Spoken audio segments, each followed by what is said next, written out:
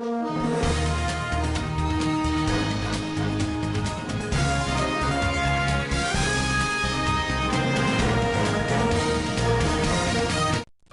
आपण पाहत आहात आयुर्विन टाइम्स. सांगली जिल्हा परिषद सत्ता स्थापनेचा पेच अजूनही सुटलेला नाही. महायुतीतच अध्यक्षपदावरून जोरदार रस्सीखेच सुरू आहे. भाजप, शिवसेना आणि अजितदादा राष्ट्रवादी काँग्रेसमध्ये काय चाललंय? चला पाहूया सविस्तर रिपोर्ट. मिरजेतील शासकीय विश्रामगृहात महायुतीच्या नेत्यांची महत्त्वपूर्ण बैठक पार पडली. बैठकीला भाजपचे ज्येष्ठ नेते तथा जिल्ह्याचे पालकमंत्री चंद्रकांत पाटील उपस्थित होते. यावेळी माजी खासदार संजय पाटील, आमदार सुहास बाबर, जिल्हाध्यक्ष निशिकांत पाटील, अमोल बाबर, सम्राट महाडिक, समित कदम आदी नेते उपस्थित होते. अजितदादा गटाने पुन्हा अध्यक्षपदावर दावा कायम ठेवत पहिली टर्म आम्हालाच द्या अशी मागणी केली. शिवसेनेने उपमुख्यमंत्री एकनाथ शिंदे यांच्याशी चर्चा करून अंतिम निर्णय घेऊ असे स्पष्ट केले. मात्र या बैठकीत कोणताही तोडगा निघाला नाही. त्यामुळे आता महायुतीतील पुढील बैठक मुंबईत होणार आहे.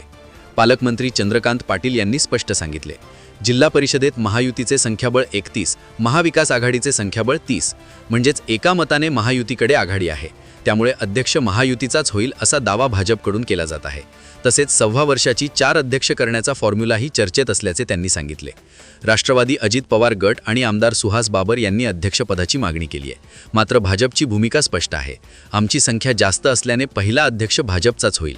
महायुतीत मतभेद आहेत का यावर बोलताना पाटील म्हणाले, जिवंत माणसांमध्ये भांडणे होतात, यंत्रांमध्ये नाही.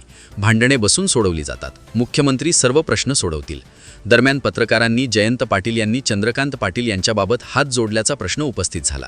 यावर पाटील म्हणाले, नको रे बाबा, त्याच्या वाट्याला लागू नका अशा पद्धतीने हात जोडला असेल. पण मी सर्वांचा हितचिंतक आहे. माझी प्रतिमा अशी आहे की मी सर्वांना न्याय देतो. राजकीय टोलेबाजीमुळे वातावरण अधिकच तापले आहे. महायुतीकडे 31चे संख्याबळ, अध्यक्षपदावरून अंतर्गत मतभेद, अजितदादा गट आणि शिवसेनेची भूमिका निर्णायक. मुंबईत होणारी पुढील बैठक महत्त्वाची. सत्ता स्थापनेला अजून अवधी असला तरी राजकीय हालचालींना वेग आला आहे. महायुतीत तोडगा निघणार का की शेवटच्या क्षणी समीकरण बदलेल? सांगली जिल्हा परिषदेत सत्ता कोणाची? तुमचं मत कमेंटमध्ये नक्की सांगा. ताज्या आणि अचूक राजकीय बातम्यांसाठी आयुर्विन टाइम्सला सबस्क्राईब करा.